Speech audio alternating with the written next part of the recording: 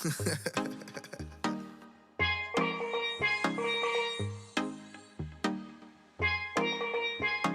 guys, and welcome back to my channel. Today I'm going to be sharing with you how I make my oven roast bakes. Okay, I made this a few times on my Instagram, Terri-Ann'S kitchen, and quite a few of you have been asking me for a recipe, so today I'm going to be sharing the recipe with you, seeing as it's Sunday and I love when I make roast bakes or fried bakes on a Sunday morning. Please excuse my voice, I'm really struggling with a cold at the moment. Okay, alright, so for this we're gonna need some flour. We're also gonna need some dried yeast and baking powder. We'll need a bowl that we're gonna knead our dough in. I've got 2.5 cups of lukewarm water here, and then I'm gonna be adding salt and sugar a bit later on. Okay, 4 cups of flour, followed by a teaspoon of salt, 2 tablespoons of sugar. Now you can put 1 tablespoon if you don't like it sweet, but I just like it when it's a little bit sweet. We're going in with half a teaspoon of dried yeast, a tablespoon of baking powder. I'm also adding about a teaspoon of butter. Time to mix everything together. So just go ahead and start squeezing in the butter into the flour, okay?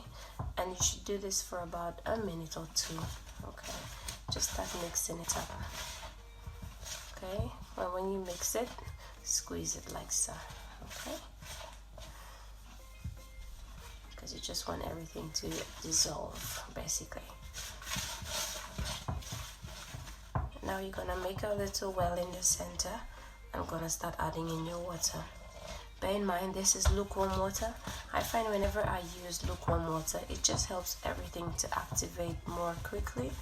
Okay, so this is why I use lukewarm water. And we're just going to be adding the water gradually until we have a nice soft dough. Okay, we don't want the dough to be too sticky, but we want it to be nice and soft.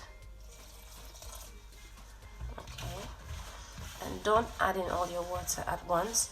Add it in gradually. You may or may not have some left over, okay, and that is absolutely fine.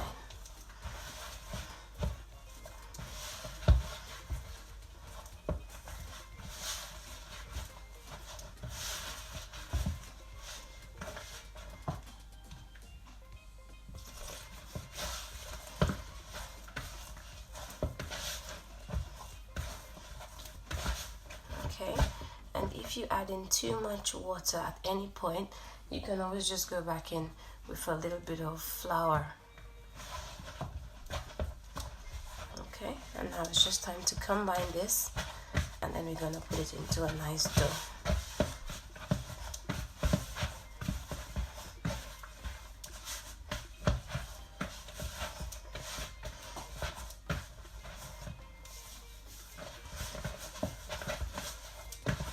Okay, so this is our dough, and now we need to basically stretch it a bit more onto the surface.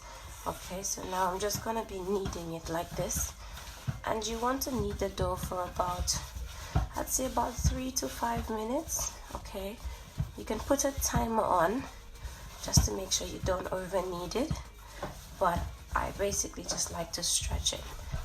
So all I'm doing, I'm kneading it and stretching it. See that? Okay, and just do that for about 3 to 5 minutes. As you can see, my dough is nice and soft. It's a little bit sticky, but not excessively sticky.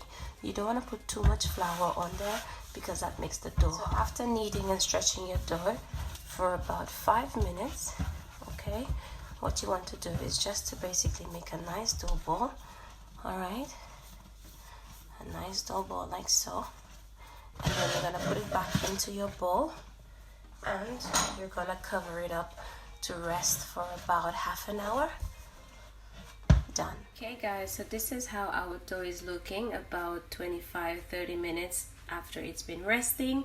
Okay, I've gone ahead and just buttered this baking tray here. I put a bit of butter on there and just smoothed it all over, and I put on some flour, and that's just to enable our roast bakes from sticking. Okay, I also got a scale over here which I'm going to be using, and this is just to get perfect bakes, but you can just eyeball it, but I just feel like using my scale today. Okay, now because I've made this quite a few times before, I always go for about 120 grams. Okay, so I'm just going to be weighing about 120 grams each, and we're just going to basically do all of them at 120 grams. Okay, and you can just pinch it as you go along. Okay, I'd say about 120, 130 is all right. Okay, so this is 130. Okay, 120. Yep, 130. So now that this is all done, you're just gonna set your baking tray to one side, and then you just want to open it out a little. Then we're just gonna go ahead and close it to make a nice dough ball. Okay, just squeeze it in your fingers like so, just to make a nice dough ball. All right, see this? Perfect. Okay, I'm gonna go ahead and do all of them, and then when I am done, I will come back and show you guys how my dough balls look. Okay, got 6 of them, and I just need to open them out a bit, and then we're gonna place them in here, our beautiful baking tray that is buttered, ready for baking. Okay, so let me show you guys how I open it up. So all you do is just to hold it in the center and just open it up like so.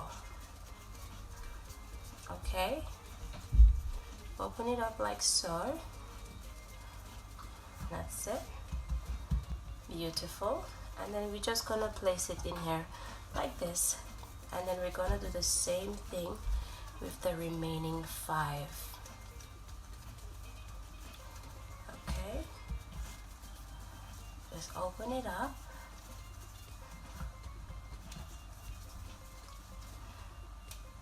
Okay,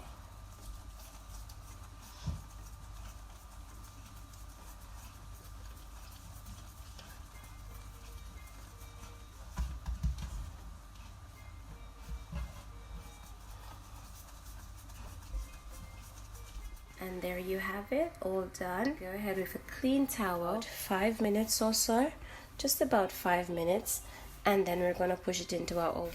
So after resting for about 5 minutes, it's now time for our roast bakes to go into the oven. And there you have it, my loves. This is how our roast bakes are looking about 15 minutes into the cook time.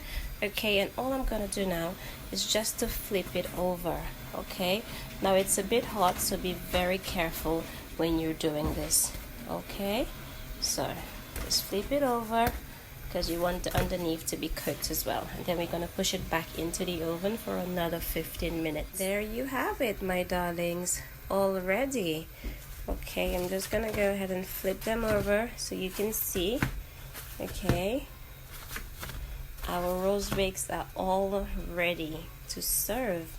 Okay, and as you can see, it's nice and soft. All right, now this is quite hot, but what I like to do, I like to go in with some butter, and listen, the butter will just melt on this so well. Okay, I hope you guys enjoy this recipe. Very easy to follow, very simple.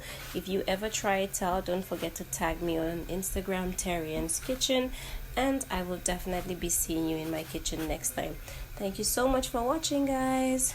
Bye bye.